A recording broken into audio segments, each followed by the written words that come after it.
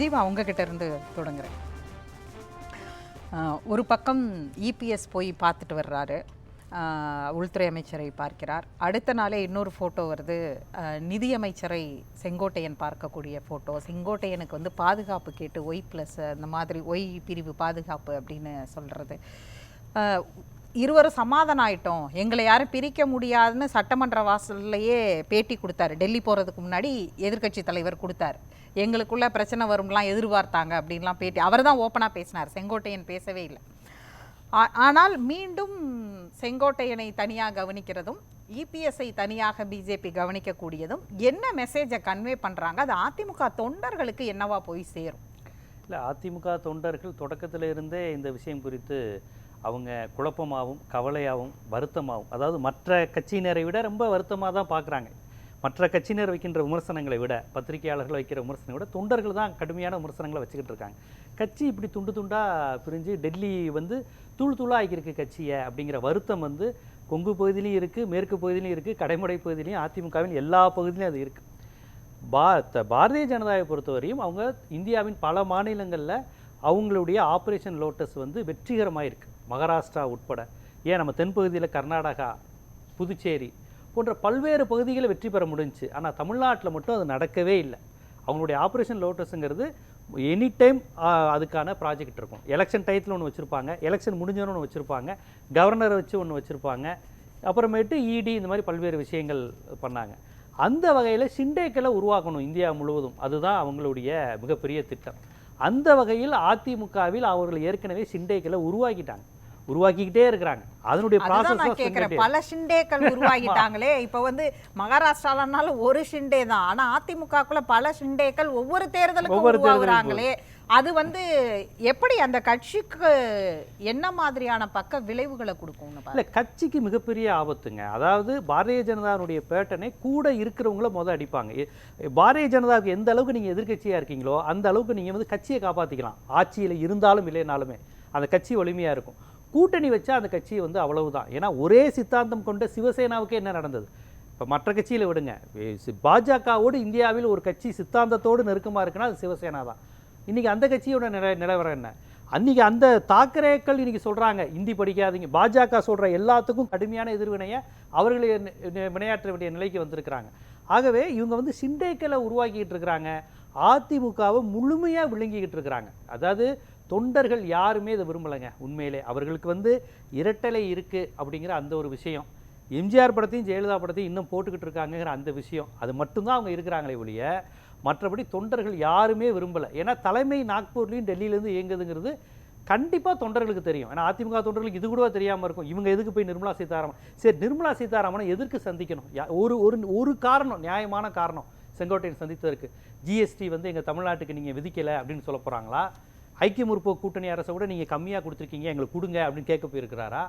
ஏதாவது ஒரு காரணம், அவர் போனதுக்கு ரீசன் சொல்ல முடியுமா? ஏன் எடப்பாடி போனதுக்கான ரீசன் சொல்ல முடியுமா? செய்தியாளர்கள் கேட்டால் காரை மாற்றி மாற்றி ட்ராவல் பண்ணி அவர் போகிறாரே ஒழிய ஒரு காரணம் சொல்லலை. கேட்டால் 19 நாங்களும் மக்கள் பிரச்சனையை பேச போனாங்க. என்ன பேசினாங்க, அவங்க என்ன சொன்னாங்க, அதெல்லாம் கிடையாது. இவர் பேசினதுக்கான பட்டியலை கொடுத்தாரு, அவங்க சொன்னதுக்கான ரியாக்ஷன் தான் சொன்னாங்க. இவர் வந்து என்னென்ன கோரிக்கை, இருமொழி கொள்கை, டீலிமிட்டேஷன், எல்லா கோரிக்கையும் இவர் சொன்னார். அலுவலகத்தை பார்க்க போனேன்னு சொன்னார். அலுவலகத்தை பார்க்க போறேன்னு சொன்னது தான் அவர் அழுத்தமாக போகிறதுக்கு முன்னாடியே அந்த மாதிரி தான் சொன்னாங்க. அவங்க நான் பார்க்க போகிறேன் பேச போகிறேங்கிறத கூட செய்தியாளர்களிடம் அவங்க பேச தயார். நான் கேட்குற செய்தியாளர்கள்ட்ட அவங்கள்ட்ட பேசுவதுக்கு என்ன இல்லை. இப்போ இதில் ரொம்ப ஓப்பனாக சொல்லணும்னா, ஏற்கனவே ஓபிஎஸ் அவங்க பக்கம் தான் இருக்கிறார், என்டிஏ கூட்டணிக்குள்ளே தான் இருக்கிறார். இவங்க ஏதோ ஒன்றை செய்யணும் அப்படிங்கிறது இப்போ வந்து இன்னும் நீங்களே ஒரு வார்த்தையை பயன்படுத்துறீங்க, தூளாக்க பார்க்குறாங்க அதிமுகவை அப்படின்னு ஒரு வார்த்தையை சொன்னீங்க. கிட்டத்தட்ட ஒரு காலத்தில் 40% வாக்கு வங்கி வச்சிருந்த ஒரு கட்சி, இன்றைக்கும் அதிகாரப்பூர்வ எதிர்கட்சியாக தமிழ்நாட்டில் இருக்கக்கூடிய ஒரு கட்சி இப்படியான ஒரு இடத்துக்கு நகரும் பொழுது அவங்க செய்யணும். ஒருவேளை இது பாஜக அவங்க ஒரு பிளானே போட்டால் கூட ஓபிஎஸ் இருக்கிறார், இன்னும் சொல்லப்போனால் டிடிவி அவங்களுக்கு சாதகமாக இருக்கிறார், திருமதி சசிகலாவும் அவங்க பக்கம் தான் இருக்கிறாங்க. அப்படி இருக்கும் பொழுது அவங்களையெல்லாம் இல்லாமல் ஏன் செங்கோட்டையன் தேர்வாகிறார்னு ஒரு கேள்வி இருக்கு. இல்லை, இது ரொம்ப வெளிப்படையாக அவங்க பண்ணுகின்ற அரசியல் தான். இந்தியா முழுக்க இந்த சோசியல் இன்ஜினியரிங் தான் பண்ணுறாங்க. சசிகலா அம்மையாரை ஜெயிலுக்கு அனுப்புறது, டிடிவி தினகரனை சிறைக்கு அனுப்புறது, அப்புறம் அதே சமுதாயத்திலிருந்து பிரச்சனை வந்துடக்கூடாதுங்கிறதுக்காண்டி ஓபிஎஸ் அவர்களை முன்னிலைப்படுத்துவது, அதற்கு பிறகு எடப்பாடியை முழுமையாக கையில் எடுப்பது, அப்புறம் எடப்பாடியை கொஞ்சம் செக் வைக்கிறதுக்காக வேலுமணியை தான் முதல்ல கையில் எடுத்தாங்க. வேலுமணி தான் நீங்கள் நல்லா கவனிச்சு பாருங்கள், பிஜேபி எதிர்ப்பு பேசாத ஒரே அதிமுக பிரமுகர். நீங்கள் வந்து ஃபுல் ஹிஸ்ட்ரி எடுத்து பாருங்கள், வேலுமணி என்றைக்குமே பாஜக எதிர்ப்பு பேசியிருக்க மாட்டார். எடப்பாடி கூட நாங்கள் பிஜேபியில் கூட்டணியில் இல்லைன்ற வார்த்தையை சொல்லியிருப்பார். வேலுமணி சொல்லியிருப்பாரான்னு பார்த்தீங்கன்னா வந்திருக்க வாய்ப்பே இல்லை. செல்லூர் ராஜு கூட தவறி பேசியிருக்கிறார். உங்களுக்கு வந்து திண்டுக்கல் சீனிவாசன் கூட பேசியிருக்கலாம், ராஜன் செல்லப்பா பேசியிருக்கலாம். ஜெயக்குமார் இப்போ வரையும் நாங்கள் கூட்டணியில் இருக்கோங்கிறதுக்கு அப்புறம் அவரால் செய்தியாளர்களே சந்திக்க முடியல. அதிமுகவின் முகமே ஜெயக்குமார் தான் ஊடகங்களை பொறுத்தவரையும். அவர் இன்னைக்கு வரையும் இந்த கேள்விகளுக்கு பிறகு அவரால் முகம் காட்ட முடியல. ஏன்னா அவங்கள பாஜக எதிர்ப்பு இருக்குது. அந்த விதத்தில் பாஜக எதிர்ப்பே பேசாத ஒருவர் யாராவது அவங்க நம்ம கெஸ்ட் இருந்தால் கூட என்னை திருத்திக்கிட்டோம். எனக்கு தெரிஞ்சு வேலுமணி தான். ஸோ செங்கோட்டையனுக்கு சீனியர் அவங்களுக்கு வேலுமணி தான். இப்போ செங்கோட்டையனை கையில் எடுத்திருக்கிறாங்க. எடப்பாடிக்கு செக் வைக்க அவங்க இப்போ செங்கோட்டையன் எடுத்திருக்காங்க. மீண்டும் செங்கோட்டையனுக்கு செக் வைக்க திருப்பி அவங்க கையில் ஆல்ரெடி வேலுமணி தங்கமணிலாம் இருக்கிறாங்க. அதே கொங்கு மண்டலம், அதே சமூகம், அதுதான் அவங்களுடைய கணக்கு. அந்த விதத்தில் தான் டிடிவி போனால் என்ன, உங்களுக்கு ஓபிஎஸ் இருக்கிறாங்க. எடப்பாடி இருந்தால் என்ன, செங்கோட்டையன் வேலுமணியை கையில் இருக்கிறாங்க. இந்த பாலிடிக்ஸ் தானே ஒழிய வேற. இதனால பாஜகவுக்கு எப்படி கெயின் கிடைக்கும்னு ஒரு கேள்வி இருக்குல்ல. அதிமுகவை இப்படி ஸ்பிளிட் பண்ணுவதன் மூலமாக அல்லது இப்படி தனித்தனியாக துண்டாடுவதனால அவங்களுக்கு என்ன கெயின் இதில் கிடைக்க போகுது? அவங்க சொந்தமாக கட்சியை வளர்க்கணுங்கிறாங்க. இங்கே இன்னும் வந்து தொடர்ந்து ஃபைட்டாக நிற்கணும் அப்படிங்கிறதுக்காகவே வந்து மாநில தலைவர் இன்னைக்கு டெல்லி போயிருக்கிறார். எக்ஸ்டென்ஷன் கொடுக்குறாங்களா, என்ன மாதிரி அறிவிப்புகள் வருதுன்னு பார்க்கலாம். பாஜகவுடைய மாநில தலைவர் அண்ணாமலை வச்சிருக்கிறாங்க. கட்சியை ஆக்டிவாக வச்சிருக்கோம், நாங்கள் பெர்சன்டேஜ் வைஸ் என்டிஏ கூட்டணியாக நாங்கள் 18% வாக்குகள் வச்சிருக்கிறோம்னு சொல்கிறாங்க. இவ்வளவு சோகால்டு பிளஸ்கள் சொல்லும்போது இன்னும் அதிமுகவை உடைக்க வேண்டிய கட்டாயம் இருக்கா? அதிமுகவுடன் கூட்டணி வச்சாதாங்க பாஜக கொஞ்சமாவது முகம் பெறும். கடந்த மக்களவைத் தேர்தலில் அது மிகப்பெரிய பின்னடைவாங்க. அவங்க கால்குலேஷன் கொஞ்சம் தடுமாறிச்சு. இன்னும் சொல்லப்போனால் அது பாஜக கூட்டணி இல்லைங்கிறதே அது ஒரு தான் மறைமுக கூட்டணி தான். இருந்தாலும் பாஜகவுடன் அதிமுகவுடன் கூட்டணி சேர்ந்தால் பாஜகவுக்கு லாபம். அதிமுக அழியுங்கிறது ஒரு பக்கம் இருந்தோம், பாஜகவுக்கு அதுதான் லாபம். ஏன்னு கேட்டிங்கன்னா, ஓபிஎஸ் வந்து கணிசமான வாக்குகள் பெற்றார் கடந்த மக்களவைத் தேர்தலில். டிடிவி தினகரன் கணிசமான வாக்குகள் பெற்றார். இப்படி டிடிவி தினகரனும் ஓபிஎஸும் ஏசி சண்முகம் போன்றவர்கள் பெற்ற வாக்குகளையெல்லாம் கணக்கு காமிச்சு தான் பிஜேபி ஓட் பேங்கோட உயர்ந்திருக்குன்னு சொல்கிறாங்க. ராமநாதபுரத்தில் வாக்களித்தவர்கள் அனைவரும் அதிமுகவினுடைய அந்த பாரம்பரியங்கிறதுக்காண்டி தான் ஓபிஎஸ்க்கு ஓட்டு போட்டாங்க. ராமநாதபுரத்தை பொறுத்தவரையும், தேனியை பொறுத்தவரையும் டிடிவி தினகரனுக்கு இவர் அதிமுக பாரம்பரியங்களுக்காக ஓட்டு போட்டாங்க. இன்னும் சொல்லப்போனால் பிஜேபி இல்லாமல் நின்றிருந்தால் தேனி தொகுதியும் ராமநாதபுரம் தொகுதியும் முஸ்லீம்கள் கணிசமாக இருக்கிற தொகுதி, அது வழமையாக அதிமுகவுக்கு கிடைச்ச தொகுதியும் கூட. முஸ்லீமுக்கு திமுக ஓட்டு போடுவாங்களா இருந்தாலும் அந்த பகுதிகளில் ஏடிஎம்கேக்கு ஓட்டு போடுற முஸ்லீம் அதிகம். நான் சொல்கிறது தேனி பாராளுமன்றமும் ராமநாதபுரம் பாராளுமன்றமும். அப்போ நல்லா யோசிச்சு பாருங்க, யாருக்கு கெயின்? டிடிவி முகத்தை காமிச்சு பிஜேபி ஓட்டை காமிச்சிக்குது. அங்கே டிடிவிக்கு அங்கே ஒரு சாதி ரீதியான செல்வாக்கு இருக்குது, ஏடிஎம்கேங்கிற ஒரு பேஸ் இருக்குது. அதையெல்லாம் ஏதோ தேனி மாவட்டத்தில் பாஜகவுக்கு இருக்குது. ஏன்னா இவர் சின்ன என்ன நிற்க போகிறாரு, பலாப்பழ சின்னத்தில் நின்னார். அடுத்து இவங்க தாமரை சின்னத்திலே இவர் ஓபிஎஸ் நிற்பார். அப்போ தாமரை சின்ன மக்களுக்கு முக்கியம் இல்லை. ஓபிஎஸ் காலங்காலமாக நம்ம ஓட்டு போட்டிருக்கோம், போடி நாயக்கனூரில் நம்ம ஓபிஎஸ்க்கு தான். அந்த வாக்கு வங்கி கண்டிப்பாக இருக்குது.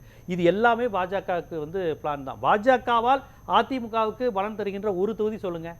நாகர்கோவில் கூட சொல்ல முடியாது, நாகர்கோவிலில் கூட சொல்ல முடியாது, கோயம்புத்தூர்லையும் சொல்ல முடியாது. கோயம்புத்தூர் பிஜேபி பெல்ட்னா ஏடிஎம்கேக்கும் அது இயல்பாகவே செல்வாக்கான பகுதி தான்.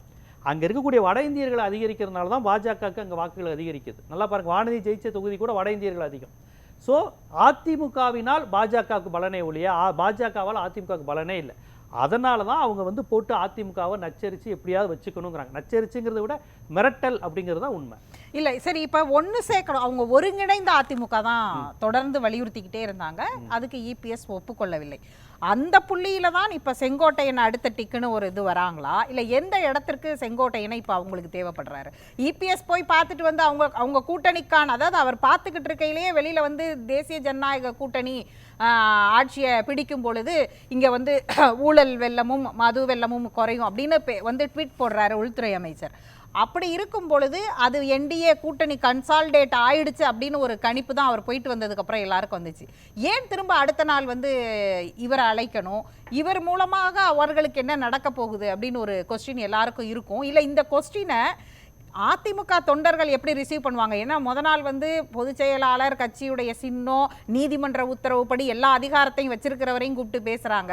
அடுத்த நாள் ஒரே ஒரு சின்ன மனஸ்தாபம், அதை கூட ஓப்பனா பேசல, ஒரே ஒரு கூட்டத்தில் மட்டும் வெளிப்படுத்தினாரு. அதுக்கப்புறம் பத்திரிகையாளர் சந்திப்பில் கூட சொல்லாதவரை ஆனால் கூப்பிட்டு தனியா பேசுறாங்க. அதுவும் நிதியமைச்சர் பேசுறாங்க. அந்த போட்டோ அஃபீஷியலா வெளியில விடப்படுது. இது எல்லாமே கேள்வியாகுதுல்ல? இல்லை, அதெல்லாம் வெளியிடப்படுது பாருங்க. அதுதான் பாஜகவின் அரசியல். வெளிப்படையாக எடப்பாடிக்கு செக் வைக்கிறவங்க தான் காமிக்கிறாங்க. அதாவது மகாராஷ்டிராவில் தாக்கரேவுக்கு போட்டியாக சிண்டேவை வளர்த்து விட்டாங்க. இங்கே இவங்க ஏற்கனவே பல சிண்டேக்களை இபிஎஸ்ஸே தொடக்கத்தில் ஒரு சிண்டே தானே, ஓபிஎஸ் அதுக்கு முன்னாடி சிண்டே தானே, இவர் இப்போ உள்ள புது சிண்டே தானே செங்கோட்டையன். அதனால் இப்போ இவங்க சிண்டேக்களுக்கு எதிராகவே பல சிண்டேக்களை உருவாக்குறாங்க. அங்கே மகாராஷ்டிராவில் ஒரிஜினல் சிவசேனாவை மிரட்டுவதற்கு ஒரு பெப்பட்டா ஒரு ஆளை உருவாக்கி சிண்டேவா உருவாக்கி அவரை சிஎம் ஆக்கி இப்போ டெப்டி சிஎம் ஆக்கி வச்சிருக்கிறாங்க. இங்கே இவங்க தாக்கரேட்டிலிருந்து இது பண்ணல, சிண்டேக்களிடமிருந்து சிண்டேக்களை உருவாக்குறாங்க. அப்போ அவங்கள்ட்ட நேர்மையோ உண்மையான அன்போ எதுவுமே கிடையாது. எல்லாரும் எனி டைம் யாரை வேணாலும் அவங்க காலி பண்ணுவாங்க. ஏன்னா இவங்க உருவாக்குற பெப்பட்டுகளை இவங்களே காலி செய்வாங்க. அது எடப்பாடிக்கும் பொருந்தும், செங்கோட்டையனுக்கும் பொருந்தும், நாளைக்கு செங்கோட்டையனை செக் வைக்க போகிற வேலுமணிக்கும் அது பொருந்தும். இதைத்தான் பிஜேபி செஞ்சுக்கிட்டே இருக்கும். இப்போதைக்கு மேற்கு மண்டலம் தான் சவுத்தை அவங்க ஓரளவு கிளியர் பண்ணியிருக்காங்கங்க. ஓபிஎஸ், டிடிவி, சசிகலா யாராக இருந்தாலும் அவங்களுக்கு பெரியதாக இல்லை. மேற்கு மண்டலத்தில் அதிமுக கொஞ்சம் ஸ்ட்ராங்காக இருக்கிறதுனால அவங்கள்ட்ட கொஞ்சம் பேசக்கூடிய நிலையில் இருக்கிறாங்க. அதனால் ஒவ்வொருத்தரையும் செக் வைக்கிறதுக்கு மிரட்டுறதுக்கு பார் உனக்கு போட்டியா உனக்கு சமூகத்திலேருந்து நான் ஆளை உருவாக்குறேங்கிற வேலையை தான் அவங்க பண்ணிக்கிட்டு இருக்கிறாங்க. இன்னும் நிறைய சிந்தைகளை அடுத்தடுத்த நீங்க சொல்ற மாதிரி அப்படி உருவாக வேண்டியதுன்னா அதிமுக ஏன் அதற்கு எல்லாத்துக்கும் இசைவாகவோ அல்லது அவர்களுக்கு எல்லாவற்றிற்கும் அனுசரித்தோ போக வேண்டிய கட்டாயம் ஏன் கேட்குற இந்த கேள்வி தான் அதிமுக தொண்டர்கள் ஒவ்வொரு மனசுல இருக்கிற கேள்வி. இது உங்க கேள்வி மட்டும் இல்லை, ஒரு ஊடகவியலாளராக நீங்க கேட்குற கேள்வி மட்டும் இல்லை, அதிமுக தொண்டர்கள் கேட்குற கேள்வி. அது என்ன இடியா சிபிஐயா என்னன்னு பல்வேறு விஷயங்கள் அவர்களுக்கு தான் தனிப்பட்ட முறையில் தெரியும். பொதுவாக கொஞ்சம் விஷயம் தெரிஞ்சு டெப்த்தாக கோயம்புத்தூர் சைடு ஈரோடு சைடு இருக்க செய்தியாளர்களுக்கு என்ன தங்கமணி ரகசியம் என்ன, வேலுமணி ரகசியம் என்ன, செங்கோட்டையின் ரகசியம் என்னன்னு இன்னும் கொஞ்சம் விரிவாகவும் டீட்டெயிலாகவுமே தெரியும். பேசலாம்.